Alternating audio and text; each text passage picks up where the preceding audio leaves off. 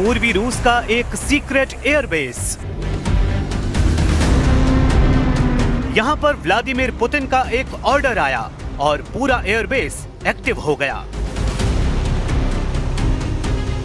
Mission के लिए फौरन रूस का एक खतरनाक न्यूक्लियर बम वर्षक तैयार किया जाने लगा।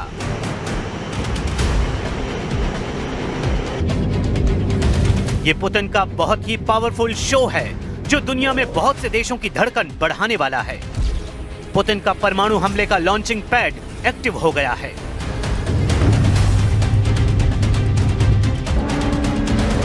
क्या पुतिन का मिसाइल वाला बड़ा ऑर्डर भी जल्द आने वाला है? ऐसी बातें इसलिए क्योंकि ये तस्वीरें साबित कर रही हैं कि यूरोप के बाद दो और बड़े वॉर जोन वाला डर सतह पर आ गया है।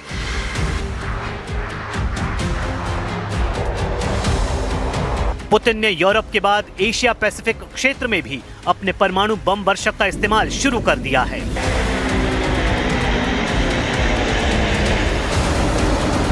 लेकिन इस टेक ऑफ से पहले आया है पुतिन का बहुत बड़ा वॉर सिग्नल, जिसका कोड है अलास्का। पुतिन ने ग्रीनलैंड के बहाने अलास्का को लेकर डोनाल्ड ट्रंप को बहुत बड़ी वार्निंग जारी कर दी है। पुतिन ने एहसास दिला दिया है कि अलास्का डील फिर से विवादों में आ सकती है, क्योंकि अलास्का को रूस से बहुत सस्ते में खरीदा गया था। क्या अलास्का में ट्रंप की ग्रीनलैंड वाली धमकी दोहरा सकते हैं पुतिन? Если сравнить это со стоимостью приобретения Соединенными Штатами Аляски, то цена за Гренландию была бы где-то там 200-250 миллионов долларов. Если сравнивать с тогдашними ценами на золото, эта цифра была бы больше, наверное, к миллиарду. Но я думаю, что Соединенные Штаты потянут и эту цифру. А главное, что у Дании и Соединенных Штатов тоже есть. क्या ग्रीनलैंड में टूट जाएगा नेटो? और क्या इसी को राइट टाइम मानकर पुतिन ने चल दिया है अलास्का दांव? जब ग्रीनलैंड के मुद्दे पर डोनाल्ड ट्रंप हावी हैं, यूरोप पर जहर बुझे हुए हमले कर रहे हैं, ऐसे मौके पर पुतिन ने सबको चौंका दिया है।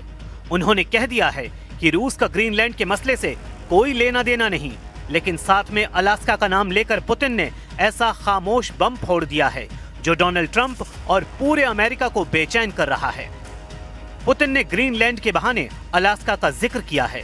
उन्होंने अमेरिका को याद दिला दिया है कि अलास्का कभी रूस का हिस्सा था और अमेरिका ने उसे खरीदा था।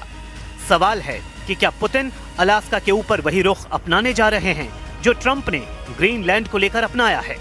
क्या अलास्का के आसपास रूस की बॉम्बर वाली उड़ान पुतिन के मिशन अलास्का की शुरुआत कही जा सकती है? 2026 में पुतिन का अलास्का को लेकर बयान बहुत बड़े टकराव की शुरुआत माना जा रहा है।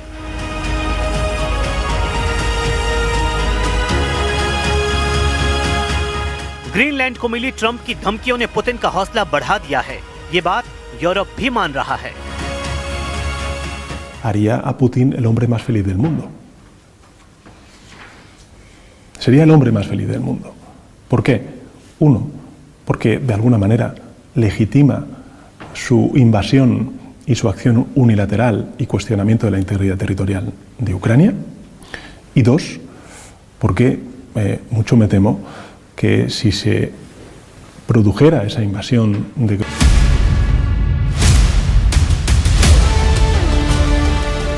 इस वक्त पूरे यूरोप की फिक्र ग्रीनलैंड बना हुआ है।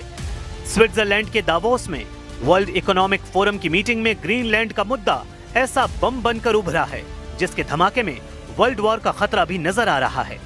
ट्रंप ने फिलहाल साफ कर दिया है कि वो ग्रीनलैंड हड़पने के लिए सेना का इस्तेमाल नहीं करेंगे, लेकिन दूसरा सच ये भी है कि उन्होंने ग्रीनलैंड पर कब्जे का प्लान रद्द नहीं किया है। Prompted you to take military off the table for Greenland? Thank you, President.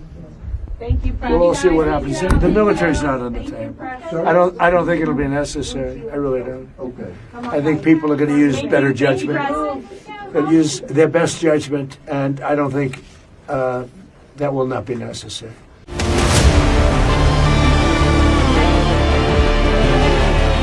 Trump भले ही भोले और मासूम बनने की कोशिश कर रहे हैं, लेकिन ट्रंप ने इस महीने के दौरान ग्रीनलैंड को लेकर इतने बयान दिए हैं कि उन पर यकीन कर पाना मुश्किल है। ट्रंप की धमकियों का यूरोप पर गहरा असर पड़ा है, लेकिन यूरोप बैकफायर के लिए तैयार है। To keep our cool in this and find a way to work together with our American friends where we're not going to be blackmailed into a position.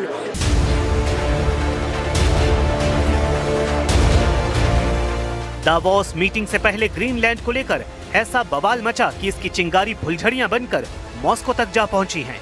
Putin जानते हैं कि ये एक सुनहरा मौका है। उन्होंने जरा भी वक्त जाया नहीं किया। पुतिन ने बता दिया कि ग्रीनलैंड से उनका कोई लेना देना नहीं, लेकिन ग्रीनलैंड को लेकर यूरोप और खासकर नेटो का जो रवैया रहा है वो कब्जा करने वाली ताकत का रहा है। नेटो ने ग्रीनलैंड में भी अपना विस्तार वाला एजेंडा चलाया है और अब भी चला रहा है। Я всегда относилась к Гренландии как к колонии и довольно жестко к ней, если не сказать жестоко к ней относилась. Но это уже дело другого порядка, вряд ли сейчас это кого-то интересует. Но нас точно это не касается.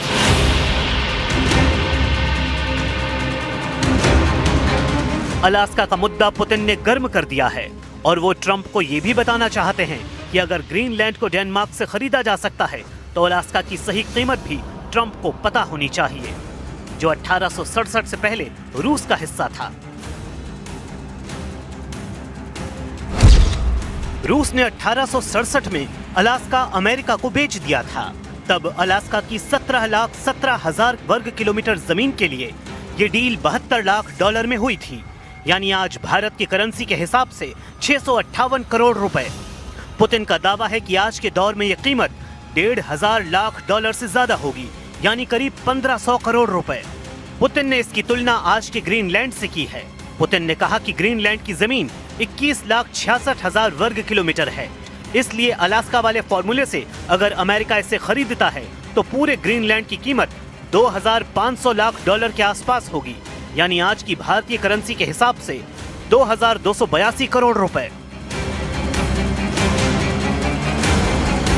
पुतिन ने यह फॉर्मूला देकर बता दिया है कि अमेरिका ने अलास्का को बहुत सस्ते में खरीद लिया। 1867 में रूस ने इसलिए अलास्का अमेरिका को बेचा था क्योंकि उसे डर था कि भविष्य में ब्रिटेन अलास्का पर कब्जा कर सकता है। जब अलास्का रूस के पावर सेंटर से दूर था और अलास्का को कंट्रोल करना रूस के लिए ऐसे वक्त में महंगा साबित हो रहा था, तब उसकी आर्थिक हालत ठीक नहीं थी, जबकि अमेरिका अपने क्षेत्र का विस्तार करना चाहता था और उसे अलास्का में प्राकृतिक संसाधन भी नजर आ रहे थे।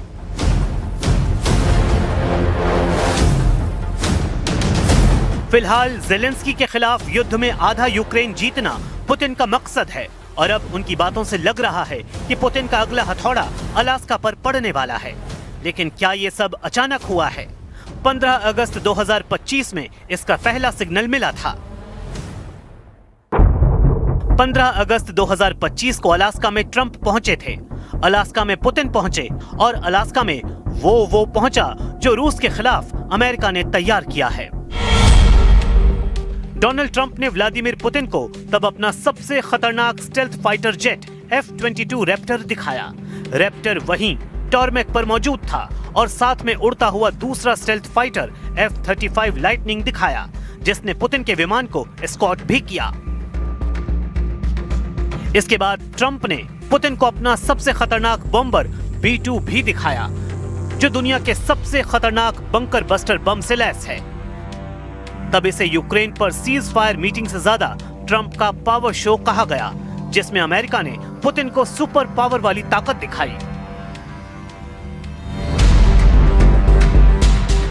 यूक्रेन के खिलाफ पुतिन की पावर कमजोर हो जाए, इसी मकसद से ट्रंप ने अलास्का में अपनी ताकत दिखाई।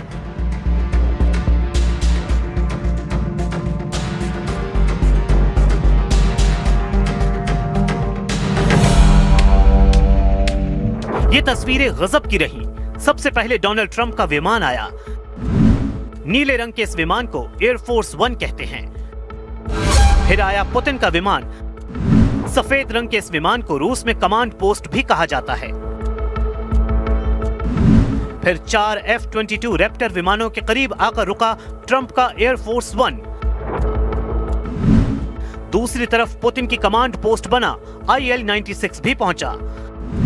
अलास्का के हवाई अड्डे पर 2 शानदार और उड़ते हुए किले के रूप में मशहूर विमान पहुंच चुके थे। ट्रंप एयरफोर्स 1 से उतरे और पुतिन अपनी कमांड पोस्ट से बाहर आए। अलास्का के एयरफोर्स बेस पर यह तस्वीरें इतिहास के पन्नों और विजुअल लाइब्रेरी में दर्ज हो गईं, लेकिन इसका असर अब नजर आ रहा है। डोनाल्ड ट्रंप पुतिन के इंतजार में रेड कारपेट पर खड़े रहे, फिर पुतिन ने जल्दी से आगे आकर हाथ बढ़ाया।